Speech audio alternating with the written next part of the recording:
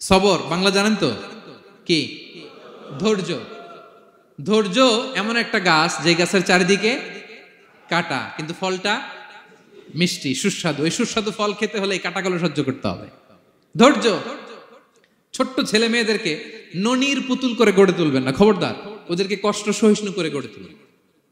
আপনি থাকতেই কষ্ট করা শিখান, তার জীবনটা স্মুথ হবে, তার ক্যারিয়ারটা ব্রাইট হবে, তার ভবিষ্যৎটা সুন্দর হবে।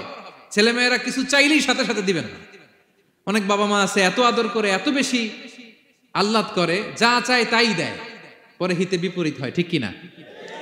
ছেলে মেয়েকে অভাব শেখান, ছেলে মেয়েকে কষ্ট শেখান, ওদেরকে সংগ্রাম শেখান, প্রতিকূল পরিবেশে কি করে টিকে থাকতে হয় এটার সবক শেখান। সেদিন লোকমান তাই করলেন, ছেলেদের সবর শিখাইলেন যে বাবা ধৈর্য ধারণ করো, আতঙ্কিত হবা না।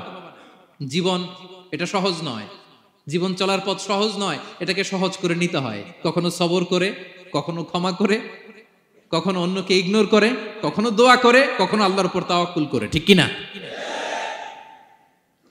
ছেলে মেয়েকে আদর করে বোঝাবেন, বাবা এখন তুমি বাবার হোটেলে খাও, মায়ের হোটেলে ঘুমাও। সারা জীবন এমন চলবে না, দুনিয়াটা বড্ড কঠিন, এখানে কেউ কাউরে জায়গা করে দেয় না, নিজের জায়গা নিজেরই করে নিতে হয়, ঠিক কিনা? ছোটবেলা থেকেই তাকে দৃঢ় মনোবলের করে তুলতে হবে যে বাবা দুনিয়াটা এত সহজ নয়, এটা সহজ করে নিতে হয়। This is the life hacks. এই লাইফ হ্যাক গুলো আপনি শিখাবেন, লাইফ লেসন গুলো শিখাবেন। ধৈর্য ধরো, সৎ কাজের আদেশ দাও, মন্দ কাজের নিষেধ করো। এগুলো করতে গেলে একটু বাধা বিপত্তি আসবে, কিন্তু শেষ হাসিটা তুমিই হাসবে, ঠিক কিনা? বিজয় তোমারই হবে। কি বলেন?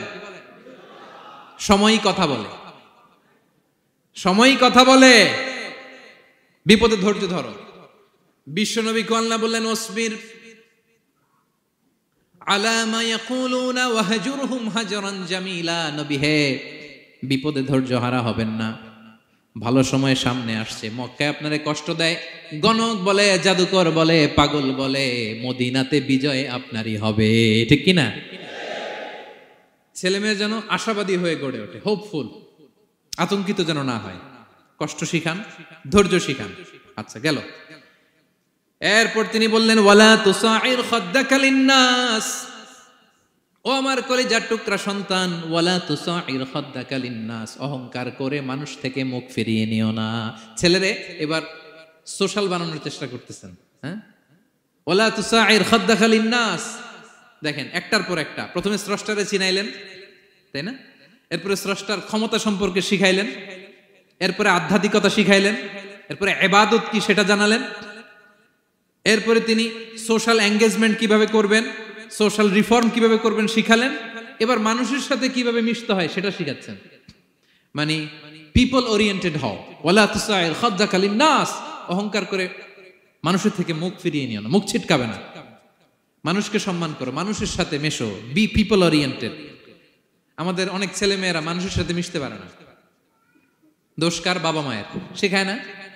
একটা সময় আমাদের মনে আছে, ছোটবেলায় মেহমান আসলে আমরা এত খুশি হইতাম, কি বলেন? মেহমানের কাছে যাইতাম, সূরা শোনাইতাম, কবিতা শোনাতাম, এটা খেলতাম, ওইটা করতাম, যাওয়ার সময় আমাদেরকে টাকা দিয়ে যেত, হায় রে খুশি। এখন দেখবেন টেনে হিসেবে মেহমানের সামনে আনা যায় না। এরকম আছে না নাই? অনেক ফ্যামিলিতে এরকম আছে যে তারা সারাদিন ডিভাইস নিয়ে, এই ডিভাইস আসক্তি এত মারাত্মক পর্যায়ে পৌঁছেছে যে তারা মানুষের সাথে মিশতে পারে না। এই পাবলিক ওরিয়েন্টেশনটা অনেকের নাই, পিপল ওরিয়েন্টেশন নাই।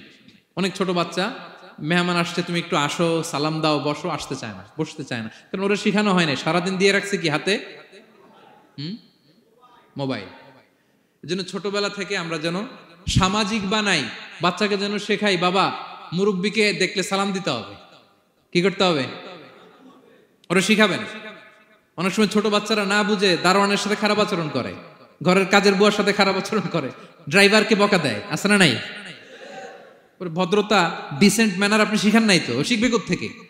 এই তো শুরুতেই বললাম যে গরুর পেট থেকে বেরোলে গরু হয়, কিন্তু মানুষের পেট থেকে বেরোলেই ওটা মানুষ হয় না। ওটারে মানুষ বানাতে হয় দিনের পর দিন, মাসের পর মাস, টিউনিং করে, পলিশিং করে, গাইড করে করে মানুষের মতো মানুষ বানাতে হয়। তাহলে ছেলেনে বললেন ওয়ালা তুসাইর খাদ্দাকা লিন্নাস, তোমার চেহারাকে মানুষ থেকে ফিরিয়ে নিও না, গণমুখী হও, মানুষের সাথে মেশো। ছেলে মেয়েদেরকে এটা বলবেন।